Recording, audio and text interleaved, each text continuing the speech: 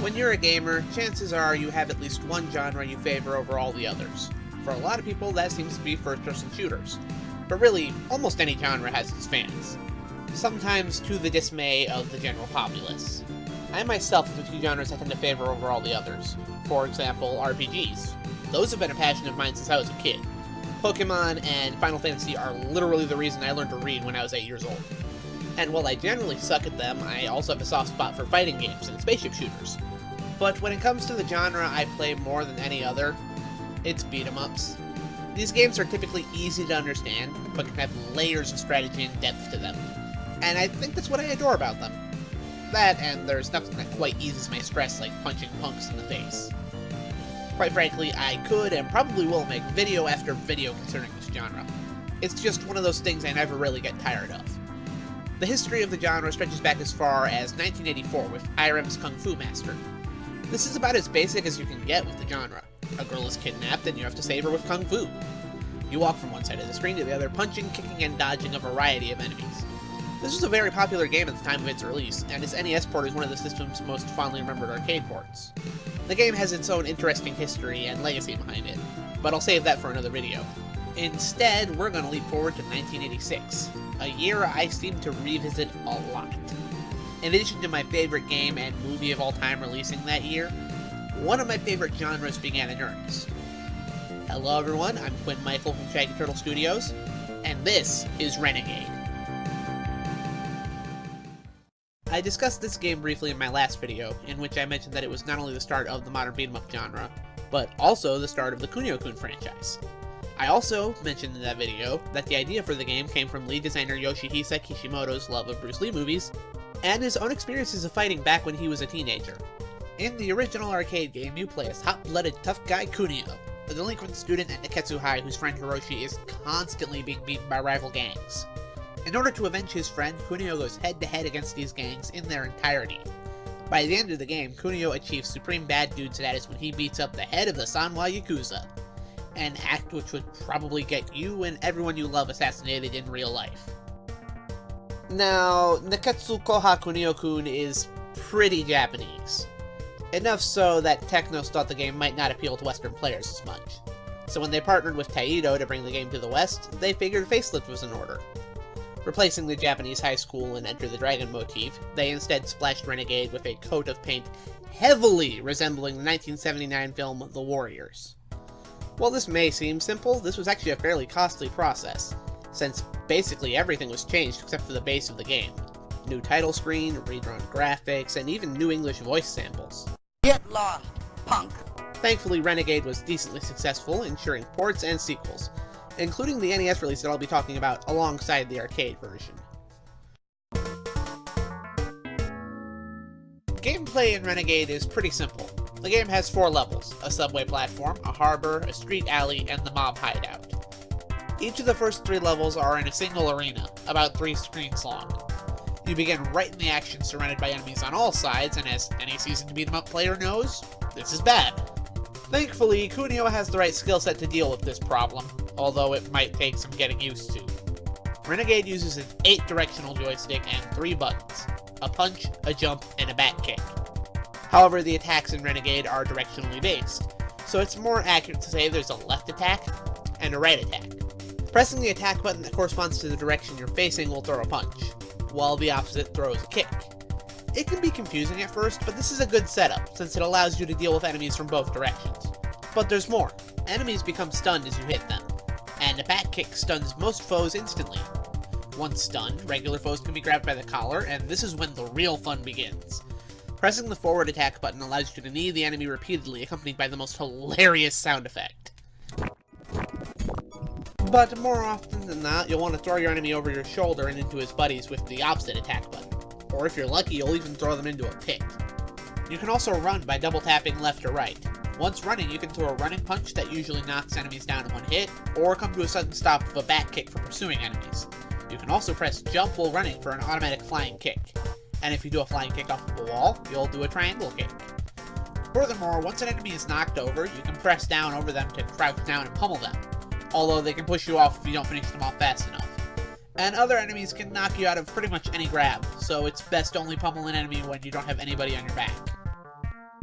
There's not much variety of enemies in Renegade. Usually the groups are composed of two kinds of underlings. The ones with weapons hit harder but are easier to defeat, while the unarmed mooks are more resistant and grab you from behind. Once you're down to the last 3 underlings, the boss will join the fight. Bosses are obviously much tougher than their underlings, especially since they can't be grabbed or pummeled until their health is low enough. But the first 2 bosses aren't that difficult and have a notable weakness to repeated jump kicks. Of note is the fact that the boss of Stage 1 is a character some of you might recognize. This is the first appearance of Kunio series mainstay Riki Samajima, which a lot of people will now recognize as one of the dudes in distress from River City Girls. Riki goes on to become Kunio's longtime rival and friend in later games, oftentimes becoming the second player, but in his first appearance, he's just the first level boss. As you might expect from this, Renegade does not have simultaneous multiplayer, which is something that brawlers have become synonymous with. You're on your own this time, kid. Another face you might recognize from River City Girls is the giant Mizuzu, who serves as the first boss of that game. In this game, she serves as the 3rd level boss. Clearly her role in RCG was a downgrade, because Mizuzu is the 3rd most frustrating enemy in this game. To begin with, it is impossible to grab her due to her size. She also has a shoulder charge attack that is tough to predict and instantly knocks you down. And whatever you do, do not let Mizuzu grab you. Each of the 3 level bosses can grab you into a damaging flurry of hits, but Mizuzu has the most devastating attacks in the game in the form of this weird headbutt thing and a 100-handed slap that takes off 3 HP. That doesn't sound like much, but health is precious in Renegade because this game is brutally difficult. I've already stated that the controls and gameplay take some getting used to, but that's not the only thing you'll have to acclimate to in Renegade. The first 2 levels aren't too tough once you get the hang of the controls, but even early on you'll get inklings of the pain to come. First off, your punch range is pitifully short. If you aren't hitting them square in the face, you're not hitting them. And I swear sometimes the buttons don't even respond. Though I'll admit this might just be me not understanding the timing of certain attacks. Furthermore, enemies in Renegade are not stupid and will not walk into your fist like in some beat-em-ups. You need to be aggressive, but you also need to be fast. Once you land that first hit, don't let up your assault for a second, or else the enemy will counterattack you with their own flurry of hits. In addition, enemies will attempt to surround you at all times, and when you're dealing with an attack from the front, someone will always come at you from behind, forcing you to quickly back kick them or else be left completely open. And trying to punch the bosses is a joke, as all of them can strike far faster than you can. Stick with back kicks and jump kicks for damage. The second level begins with bikers trying to run you down. Obviously you need to jump kick them, but the timing is very particular to knock them off their bikes. As far as I can tell, you need to jump and kick right before the bikes hit you. Jump too soon and you miss. Wait too long and, well... I already went into Mizuzu, but I eventually found that I could bait her into chasing me and suddenly striking her with a back kick. This was the only consistent way I found to deal damage. But even then, you better take out her underlings quickly, or else you won't even have the time to finish Mizuzu off. Ah, yes, the timer. Your worst enemy in the game. You get exactly 2 minutes to clear each stage, which doesn't seem too bad at first, but when I did clear stage 3, it was always a close call. The timer is unfair too. You can beat the stage and still lose because the timer only stops once all enemies are off screen, meaning that even if you defeat the boss, you can still time over if the body doesn't disappear fast enough, which results in you losing a life. And the game doesn't have continues. If you game over at any point, you start from level 1. That is brutal. You don't even get lives by default. You can give yourself an extra life in the dip switch settings, and you earn an extra life at 30,000 points. But that's it. You get a maximum of 3 lives. Still, I can forgive all this, since the base gameplay is fun. Once you get good enough, you can take down crowds in a matter of seconds, and it feels awesome. That is, until the final stage. The final stage is where I can't ignore the game's BS difficulty anymore. Now I get it. This is an arcade game. Eating quarters is the name of the game here. I understand, accept, and embrace that when playing these games. but dear lord, this last stage is relentless. You begin in the parking lot of a used car sales ship, which is naturally a front for gang activity. And these guys mean business, since they greet you with ice picks that kill you instantly. Yeah, the final stage of Renegade is a one-hit kill stage with no continues. Now, their attacks are a little slow and they can be beaten, but you need to be careful. Your running punch can help a little bit here, but you gotta look out for that clock, because once you beat these guys down, you go inside, and the timer is still going. Hey, you know what's worse than an ice pick? How about a gun? Oh yeah, I think we got ourselves a winner here. The crime boss Sabu is packing heat and can hit you from across the screen. And you still have to deal with the ice pick guys and the clock. I tried. Lord knows I tried to finish this stage. For 5 days I tried. I even eventually resorted to save states, but I couldn't do it. Renegade has me beat. This game isn't impossible, obviously, but if you're not willing to get good, then you really shouldn't bother playing at all, I guess. Thankfully, to make up for the absurd difficulty, Renegade is mercifully short, clocking in at about 6 minutes for those ballsy enough to clear the game in one go. The time sink here, as with many old games, is just how balls-to-the-wall difficult it is. Surprisingly, I discovered while making this video that Renegade is available on the PS4 and Switch of all places. This was genuinely surprising to me, since I don't see many people being interested in trying this game, unless they've just gotten into the Kunio Kun series and want to see how it started. And heaven help you if you try to play this like River City Girls. If you're looking for a game to test you, you've found it. Otherwise, you might want to save your cash, because for my money, the NES version of Renegade is the better game. Renegade received several home computer ports, such as the Commodore 64 and DOS versions seen here.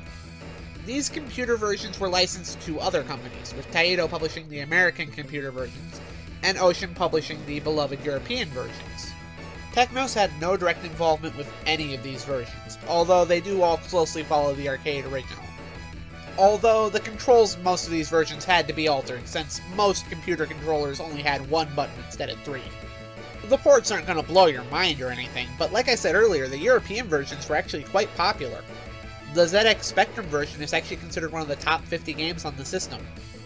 Thankfully, the NES controller has 2 buttons, so when Technos themselves developed the Famicom version in 1987, the controls were much closer to the arcade original.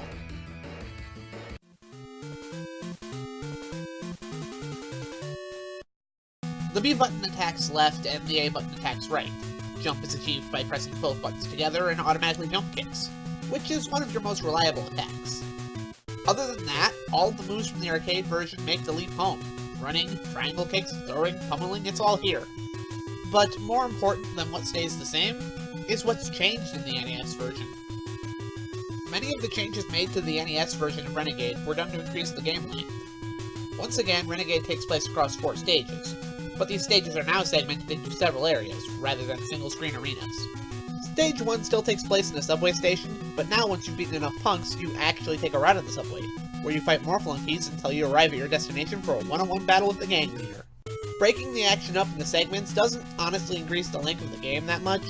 The game can still be beaten in about 6 minutes, but it does wonders for the pacing of the game and breaking up the monotony of constantly punching people in the face. Furthermore, this game throws a few more challenges at you, including a gameplay variation. The second stage actually opens up opposite to the way the arcade version did, where you begin with mooks to throw around, then the bikers come for you. Defeating the bikers leads to a new original segment, in which you steal a bike and drive it to the final segment of the stage while fighting more bikers. This is an awesome change of pace, and it helps to give the game some more personality. Stage 3 is a bit more straightforward, but after defeating the underlings in the stage, who are now reimagined as Chinese assassins, you get the choice of 2 buildings. This allows you to bypass the Mizuzu fight entirely if you wish. And Stage 4 is completely different from the arcade game, and is actually a maze. This part of the game is heavily criticized, and I can see why. It's impossible to tell what the correct path through the maze is your first time through, and picking the wrong door can send you back to an earlier part of the game. Furthermore, many of the doors contain rematches against previous bosses, often in pairs. And even if you reach Sabu, he still has his instant kill gun. All this can add up to be quite frustrating.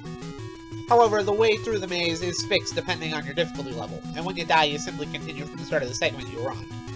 Although there's still no continues. But even this isn't a major problem when there are codes that let you skip to any stage.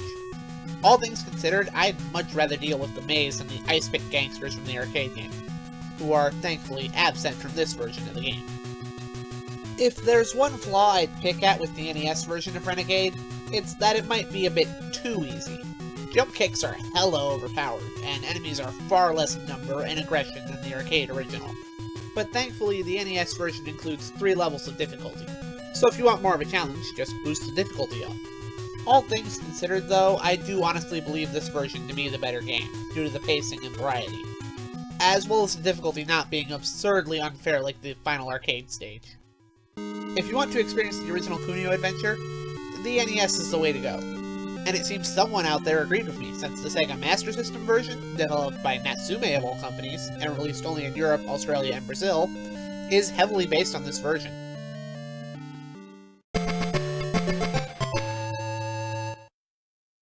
Some people actually consider this version to be the best version of Renegade, and I can definitely see why. First off, the graphics for this 8-bit game are amazing, complete with some awesome portraits. This looks like a Sega Genesis game, and is a great example of the Master System's superior graphics. The NES simply couldn't handle graphics like this. The closest I can think of is Battletoads, but even then it's not a competition. The sound, while still 8-bit, is fantastic, and even reimagined some songs, with Stage 3 having a bit more of an oriental sound to it. Although the sound effects aren't anything special.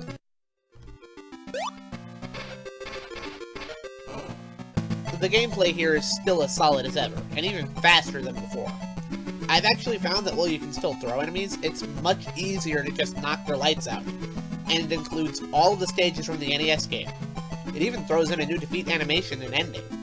The only real complaint I have here is the bike section. I have no problem beating this section in NES, but I just can't figure out what the trick is in this version. I just kinda mash the button and hope for the best. Outside of that minor complaint, this is a fantastic version and just a fantastic game in general. I'd recommend this game to anyone looking to expand their Master System collection. Alright, so that's Renegade. Not only an amazing Master System game, not only the first NES brawler, but the first brawler ever made. And for the granddad of all beat-em-ups, it's an extraordinary first showing, and it had to be. If Renegade hadn't been as good as it was, it wouldn't have been as popular. And without that popularity, the beat-em-up landscape would very likely be different from today. Renegade's popularity, of course, ensured sequels, and there's more of them than you might think. The most notable of which is its spiritual successor, Double Dragon, which was an even bigger success and spawned its own franchise. But that's a story for another video. In Japan, Neketsuko Kunio Kun would spawn a massive franchise, with the series eventually moving into a goofy self-parody direction with the arcade sequel Super Dodgeball, and the NES cult classic River City Ransom, which again is a story for another time. But within the massive Kunio Kun series, there exists a sub-series of games that are considered direct sequels to Renegade. The first sequel up was Neketsuko Kunio Kun Bangai Rantohen on the Game Boy, in which Kunio once again sets out to avenge his friend Hiroshi after he's beaten down for defending a young girl. And Riki can join too if you link up with a second player. The game isn't arena-based and is instead a belt-scroller like Double Dragon, and carries the graphical look of River City. But it's probably the best brawler on the Game Boy, and works as a sequel in my eyes. Technos clearly thought so too, since they once again completely revamped the graphics and planned to release the game in the West as The Renegades. But when their American distributors got a hold of it, they changed it to a Double Dragon game, likely hoping to bank on the success of that brand in the West. Still, this is as good of a brawler as it gets on the Game Boy, and it's worthy of its own video as well. I recommend this one. Next up was Shodai Neketsuko Kunio Kun, a game sometimes known as River City Ransom 2: Trouble in Osaka. This is due to the game's focus on exploring Osaka, and the inclusion of RPG elements like stats and random battles. But if you go into this game expecting anything resembling River City Ransom, you will be disappointed, because this doesn't play anything like that. As a matter of fact, the combat in this entry is quite shoddy, and is easily the worst brawler Technos ever released. Even so, the combat isn't necessarily broken, and I still find myself having fun with this one. The story is also at least a little compelling, but even so, This is easily one of the weakest games in the entire franchise. Finally, we have Shin Neketsu Koha Kunio-tachi no Banka, and this is the complete opposite of the previous game. No RPG elements in sight. This is a linear, straightforward beat-em-up, and a good one too. Out of Renegade's 3 direct sequels, this is the best follow-up, to the point that some people know it as Renegade 2. The combat is awesome, with tons of special moves. You can block and even stomp on enemies who are down, and the game gives you 4 playable characters for a large portion of it. You start out as Kunio and Riki, but eventually their girlfriends Misako and Kyoko join. The game also has a decent story that makes you want to keep playing to see where it goes, and is easily the darkest Kunio game. The one nitpick I have with this game is that it is pretty difficult, but you have unlimited continues and there are passwords that'll let you skip to any part of the game. This game even served as one of the primary inspirations for the popular latest entry in the series, River City Girls, in which Misako and Kyoko star as playable characters.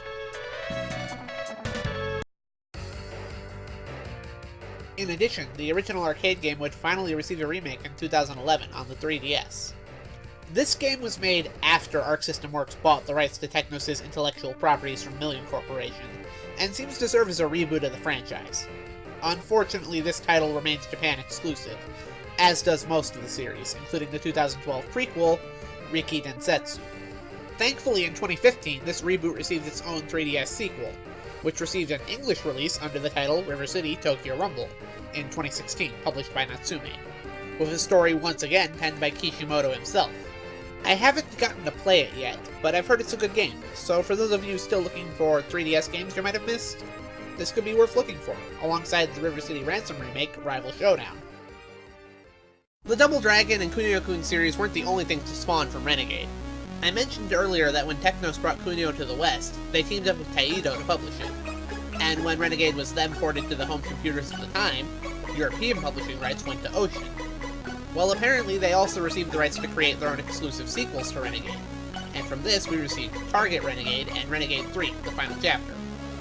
Once again, the history and legacies of these sequels could very well justify their own separate video, so I'll keep this brief. What I can say is Target Renegade really isn't that bad of a game in any version, even if the controls are a little weird. In the Commodore 64 version I played, you have to hold the button down, then press the directing to perform a move. Once you figure this out, it's actually decent fun. The Amstrad CPC and ZX Spectrum versions also support 2-player co-op, and while I haven't played those versions, beat-em-ups are almost always better with a friend. But what I think is the best feature of Target Renegade is its music. Just listen to this.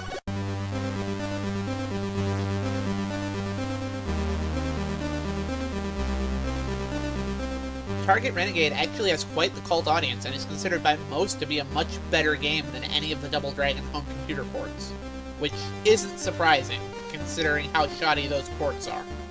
There's even a French-developed remake of the ZX Spectrum version, and it's pretty fun to boot. The NES version of the game is published by Taito, and is a bit different from the other versions. It even features completely original new music that's quite cool in its own right.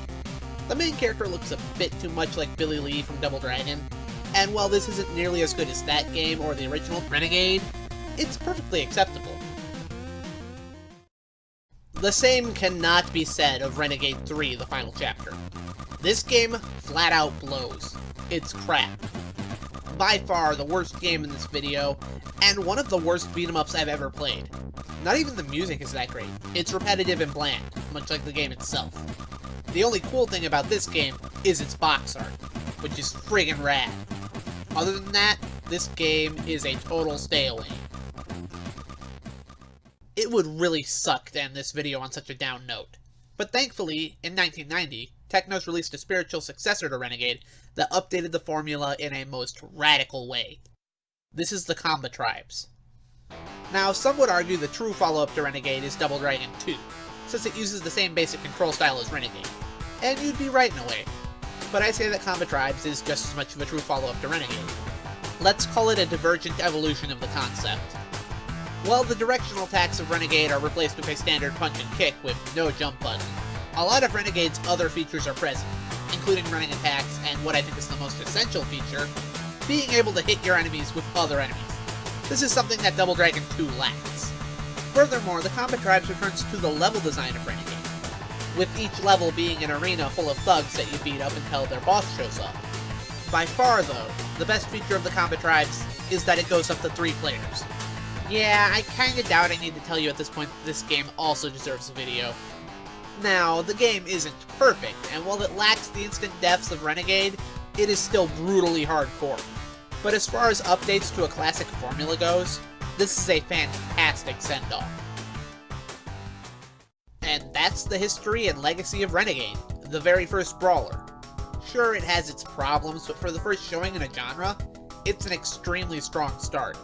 And things only got better from then on with Double Dragon, River City, TMNT, Final Fight, Streets of Rage, Scott Pilgrim, and even today with its newest sequel, River City Girls.